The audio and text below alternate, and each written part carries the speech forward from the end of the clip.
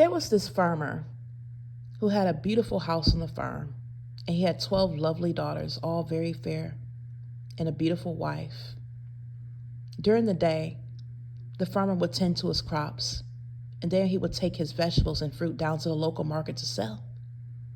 One day, while he was at the local market away, selling his crops for money so that he could take care of his household, a man came by in a car and saw one of the farmer's daughters standing outside tending to the garden. He jumped out of the car, grabbed the young girl, pulled her away, shoved her inside the car, and drove away. When the father came home, he saw that his daughter was gone, and he became frantic and upset. He cried out in despair because his daughter was gone and taken. But then he remembered he still had 11 daughters, and he thanked God for his 11 daughters. The next day, while the farmer was once again selling his crops to the market, the same robber came by, jumped out the car, and saw the other daughter smelling flowers by the side of the house. He ran up upon her and grabbed her and yanked her towards the car. She cried out and tried to fight him to no avail. He pulled her inside the car and drove away. The father, returning home, became distressed and distraught when he saw that his second daughter was also taken. He cried out to God in despair, but then he thanked the Lord, remembered he had 10 other daughters. He thanked him for his 10 daughters and embraced his wife. This continued on every day. Each day, the same robber came back, abducting this farmer's daughters, taking them every day till there were none left. The father cried out in despair, but remember, he still had his lovely wife. So he snuggled away with his wife. The next morning, when he went off to the local farmer market to sell his crops once again, the same abductor and robber came back and grabbed the man's wife. He took the farmer's wife. She put up a struggle and a fight. She scratched at the robber and fought furiously against him, but he pulled her inside the car. A piece of her fabric of her dress got caught into the door and fell onto the ground as he drove away. When the farmer came home and saw the torn fabric on the ground, he dropped to his knees and cried out, pouring his heart out to God, saying he had nothing left. How much more should this go on? But the robber came back. This time, he took the farmer's tractor. The farmer could no longer plow his crops to sell to the local farmer's market. As a result, he lost his home. As he was packing up his things to leave and find a place to stay, the robber came back. This time, he wanted to take the farmer.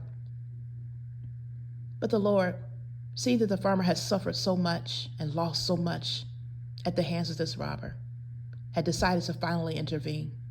Though he was long-suffering and had patience, he'd had enough, and he was ready to exact justice and get vengeance upon the farmer's adversary. So in the midst of the farmer getting kidnapped by this adversary, the adversary suddenly clamped at his chest and seized up in pain as he had a heart attack and dropped to the ground. The farmer dropped to his knees and cried out to God and thanked him for sparing his life. Now, the moral of this story, even though it's not true, it's a fable. God is a merciful God. Yes, he is. He's very merciful and long-suffering. And sometimes it takes him a while to vengeance of our adversaries because he wants to give mercy to everyone. He wants our enemies to have a chance to repent and turn around and give their hearts to him and come out of their own sins. But see, God is a God of justice. Judgment and justice is the habitation of his throne. And if God wouldn't be a just God if he just allowed the wicked to continue to do whatever they want to do. See, when a person has no repercussions or consequences for their actions, they'll continue on and they'll continue to take everything and oppress all of God's people. Knowing that there's no consequences, they'll take whatever they want and they'll keep coming back and they won't ever stop until there's nothing left. And is that fair? That this person who has lost so much and suffered so much that they don't get justice? That their enemies are allowed to continue to keep destroying them and there's no one to come to their rescue and aid? God would not be a just God if he looked on and then allowed justice for those who were the victims. Although he is very long-suffering with our enemies, he wants them to repent and turn to him, and he wants no man to perish. If a person has had much reproof and much correction and given many warnings, they cannot say that God is unjust when judgment finally comes. See, when you harden your heart and God has given you much mercy and you take that mercy for granted, it's only your fault. It's no one's fault but your own when judgment finally does come. See, we all have a certain limit of days on this earth, and we all have a time when justice is exacted upon us. And yes, God can give us mercy, but when he sees that we throw that mercy away, then he's not going to continue to give us mercy. He's going to avenge his elect.